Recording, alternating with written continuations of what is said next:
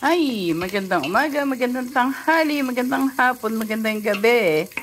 Dahil pananghalian na, ay lampas na ano na guys, magluluto na tayo ng soup for tonight. Ang ating menu is leek soup. Ayan. Pag nagagawa po ako ng leek soup, ay more on natin si sibuyas. Ayan. Tapos, lagay natin si patatas, guys. Ayan. Hindi tayo gagamit ng cornstarch. So, gagamitin natin ay patatas. Ayan. Ganyan lang. Simple lang po yan, guys. Okay. Lagyan natin ng patatas. Ayan, 2 patatas lang yan. Ituin natin siya dyan. Tapos yung ating celery, guys. Yung ating leek. Dahil kukunti yung leek. Ang mahalaga, may leek ang ating soup. Ano? Ayan.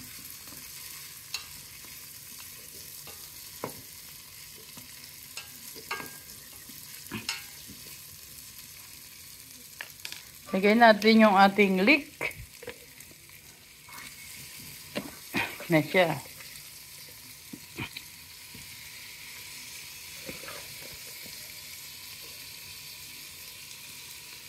Cream of leek ang ating soup. Sorry guys, kasi wala tayong cameraman. Wala na si partner in crime. So, ayan po siya. Leek. Lagay na din natin ang ating celery. Ayan.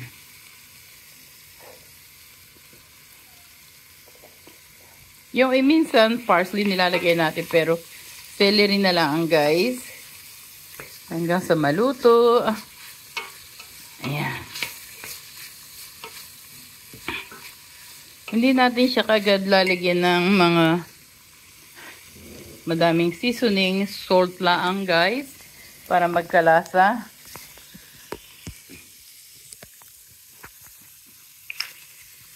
Ayan.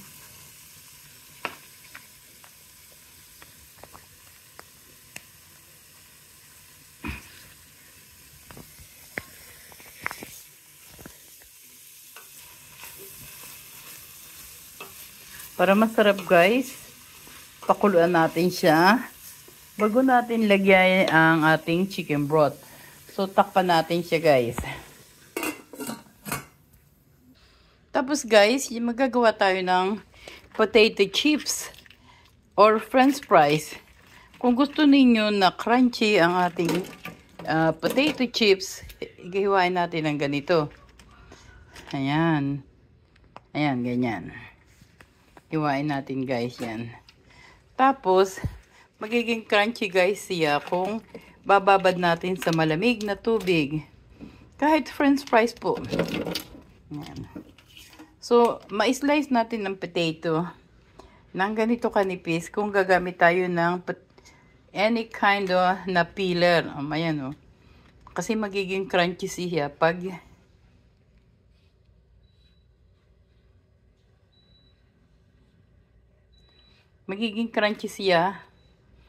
kung ganito siya.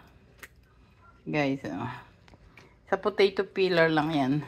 So, babad natin siya sa ice para mamaya pag piprito ay crunchy. Yan. Diba? So, tingnan natin yung ating soup. Ayan, mukhang masarap na.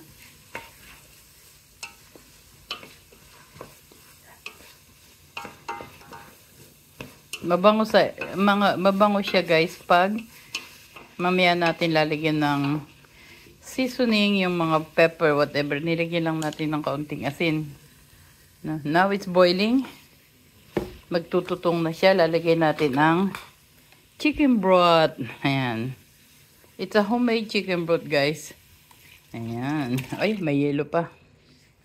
So, ganyan siya. Hanggang pakuluin natin siya ng pakuluin na lumambot ang ating leek at saka ang ating potato. Ayan, boiling na yung ating soup. Mamaya magiging cream of leek na siya. O, diba? Boiling, it's boiling. It's coming, it's boiling.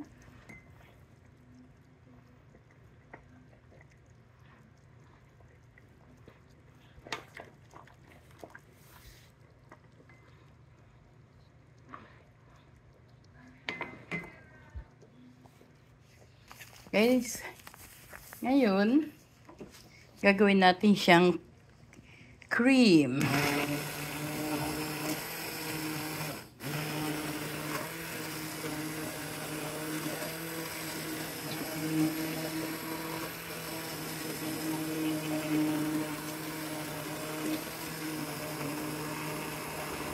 Dahil hindi tayo gagamit ng cornstarch. So, para maging creamy siya, ito lalagay natin. Dahil nilagyan natin siya ng patatas.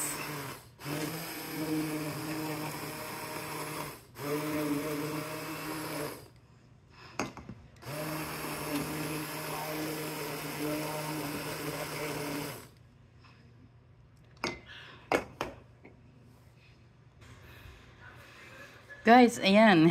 Very creamy na yung ating cream of leek. So, yung mga leftover na cheese, yung mga balat ng cheese, ayan, nilalagay natin siya para kumunat. Pag nagawa ko ng leek soup, cream of leek, yung mga leftover na mga balat ng cheese, yung likod, ayan, nilalagay ko siya. Hindi nyo na kailangan maglagay ng cornstarch. Dahil ginamitan natin siya ng fresh potato. Ayan.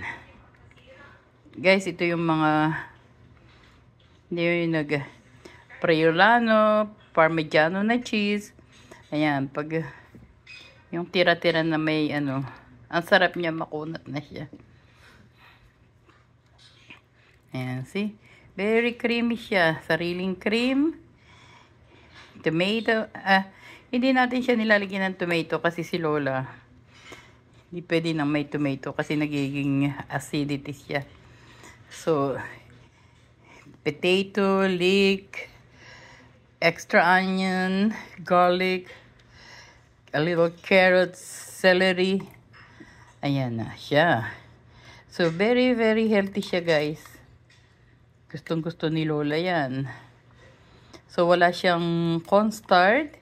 Hindi niya natin siya gagamitin kasi yung potato, dalawang potato, it's good enough para maging thick sila. So, maging creamy. Pwede nyo lagyan ng cooking cream, pwedeng lagyan ng konting gatas, pero sa akin tama na to. Ayan. Salamat guys sa panonood nyo. Ayan.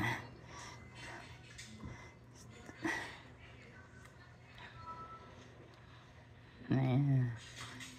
Siguro mga 5 minutes lang nating pakuluin at ayos na siya. Luto na siya. Pinalalambot ko lang guys yung cheese ito.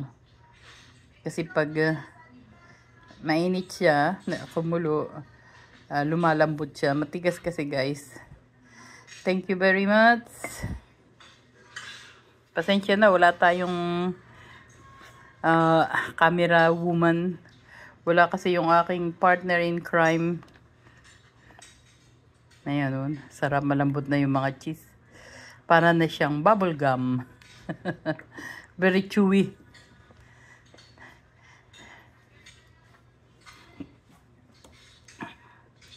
Masarap na siya.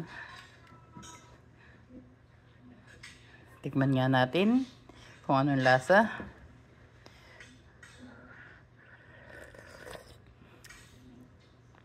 Wow, dahil ginamit natin ay chicken broth, homemade chicken broth.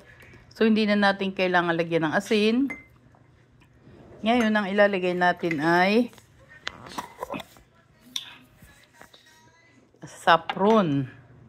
Ayan, lalagyan natin ng saffron. Ayan. Lagyan natin siya ng saffron para magkakulay ng konti. Ayan. Very healthy po ang saffron sa soup, sa kanin, sa lahat ng bagay.